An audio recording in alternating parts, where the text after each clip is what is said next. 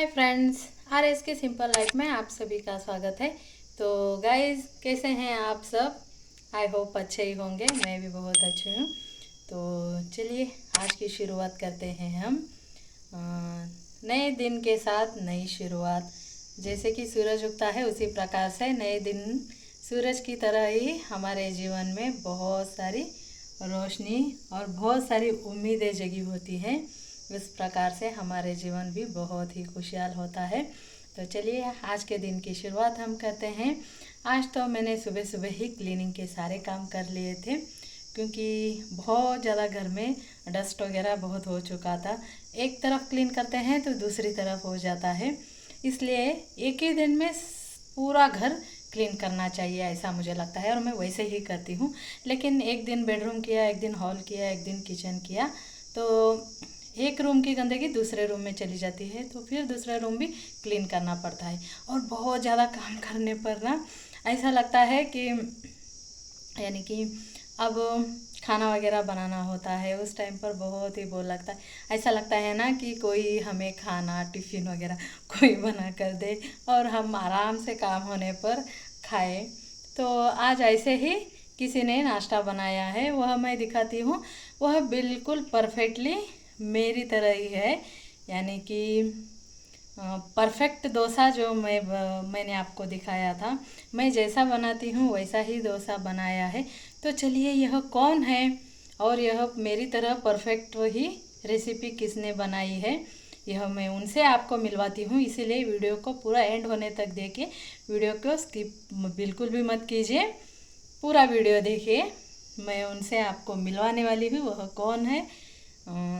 चटनी और सब्ज़ी तो मैंने ही बनाई थी, लेकिन डोसा बनाया था किसी और ने, वह कौन है उनसे मिलवाना है। तो चलिए वीडियो को पूरा एंड होने तक देखिए। तो देखिए सुबह सुबह ही मेरा काम शुरू हो गया है। मैंने पहले के जो सोफ़ा कवर्स थे उनको मैंने धोने के लिए निकाल लिया है। अब इसको मैंने डाल दिया है। यह तो पूरे डेली यूज़ में ज़्यादातर मैं इसी को यूज़ करती हूँ। यह कॉटन्स है, कंफर्टेबल भी रहता है, तो इसलिए ज़्यादा यही यूज़ करती हूँ मैं। और जो पहले वाले थे वह वाइट और पिंक, वह कभी कभी डालती हूँ। और टेबल के ऊपर का कवर भी अभी निकालना बाकी था, तो उसको भी मैंने निकाल लिया। इसके ऊपर भी थोड़ी सी धूल वगैरह जमी थी, तो उसको भी मैंने साफ़ कर लिया और इसे धोने के लिए मैंने डाल दिया है। बाकी के सारे सोफ़ा कवर्स को और उस टेबल कवर को मैंने डाल दिया। अभी कुशन्स के कवर भी बाकी हैं, इनको भी मैं निकाल लेती हूँ।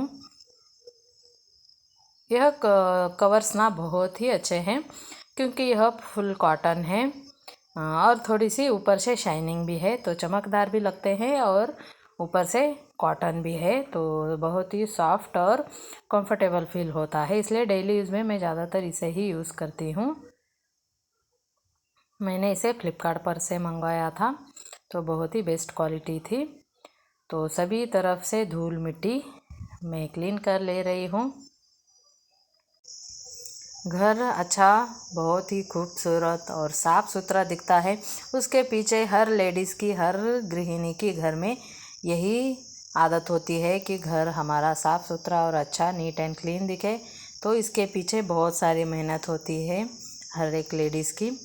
उसमें तो मैं तो 2 दिन 3 दिन हो जाते हैं, तो फिर सब क्लीन कर लेती हूँ, क्योंकि थोड़ा सा भी डस्ट अगर आ जाता है तो एक अजब सी चिड़चिड़ाहट से घर में होने लगती है। वह हमें दिखता भी नहीं, लेकिन फिर भी कुछ ना कुछ अलग ही लगता है। इसलिए मैं धूल मिट्टी वगैरह हमेशा साफ़ करती हूँ। और ऊपर के जो जाले वगैरह होते हैं वह वीक में या फिर 10 डेज़ में एक बार मैं कर लेती हूँ। अगर नहीं भी होता है फिर भी थोड़ा सा मैं क्लीन कर लेती हूँ, ताकि ज़्यादा गंदगी ना हो। क्योंकि घर में इस तरह से साफ़ सुथरा होता है तो पॉजिटिविटी बनी रहती है और दिल को, मन को बहुत ही अच्छा फील होता है। तो इसीलिए घर मेहमान भी जब घर पर आते हैं ना, तो जाने का नाम नहीं लेते, क्योंकि उनको घर में बहुत ही पॉजिटिविटी अच्छी लगती है और उनका ठहरने का मन हो जाता है। तो इसलिए घर में इस तरह साफ़ सुथरा होना ही चाहिए। और मुझे गंदगी बिल्कुल भी पसंद नहीं। मैं यह सब सारे काम करने में जब बैठ जाती हूँ तो मुझे टिफ़िन और खाने का भी कई बार ध्यान नहीं रहता। टाइम टू टाइम मैं खाना भी नहीं खाती इसी वजह से। तो देखिए यह शूज़ भी यहाँ पर रखे हुए हैं, यह कोई रखने की जगह है। तो इस तरह से सबको एक बार गुस्सा करना तो ज़रूर बनता है, क्योंकि जो चीज़ जहाँ रखनी चाहिए वहीं पर रखनी चाहिए। अलग डायरेक्शन में रखना यहाँ का वहाँ मुझे बिल्कुल भी पसंद नहीं है।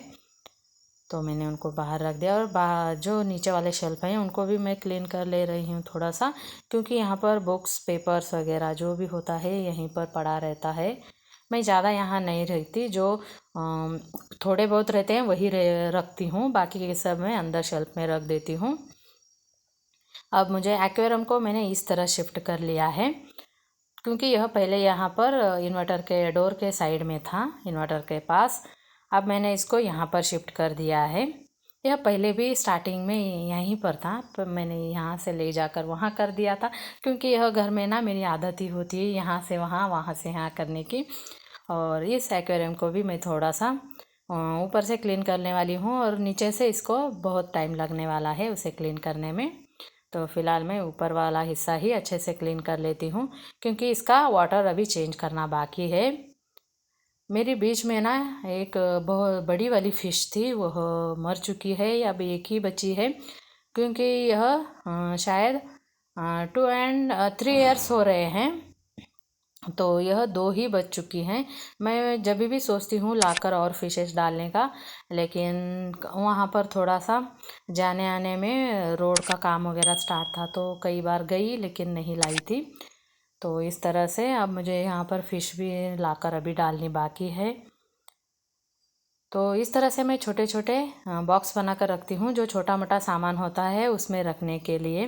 तो ये देखिए यह मैंने खुद से ही बनाया हुआ है, यानी कि जो हमारे पास गिफ्ट्स कवर्स आते हैं ना, उनसे मैंने इसको बनाया है। तो रंगोली वगैरह मैं यहीं पर रखती हूँ, क्योंकि यहाँ से लेना इजी होता है। और यह रंगोली डालने के लिए जो भी है इसके ऊपर ही रख देती हूँ, जब भी डालना होता है इजी हो जाता है। तो देखिए यह बन रहा है हमारा डोसा। मैं तो क्लीनिंग करने में लगी थी, तो डोसा किसने बनाया है, चलिए मिलाती हूँ उस शेफ से आपको, क्योंकि अभी भी थोड़ा बैटर बचा हुआ है। तो देखिए लग रहा है ना बिल्कुल परफेक्ट मेरी तरह ही डोसा। यह किसने बनाया है मैं आपको दिखाती हूँ। तो देखिए मिली इनसे यह है मेरा बेटा विजय, छोटा वाला, तो उसी ने बनाया है डोसा। तो इसने परफेक्ट मेरी तरह ही बनाया है ना डोसा। लग रहा है ना बिल्कुल जैसे मैं दिखाती हूँ उसी प्रकार से, क्योंकि यह परफेक्टली ट्रेन हो चुका है इस मामले में।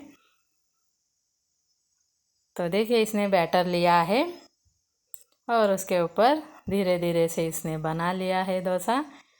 तो मैं पास से भी आपको दिखाती हूँ, लग रहा है ना बिल्कुल मेरी तरह।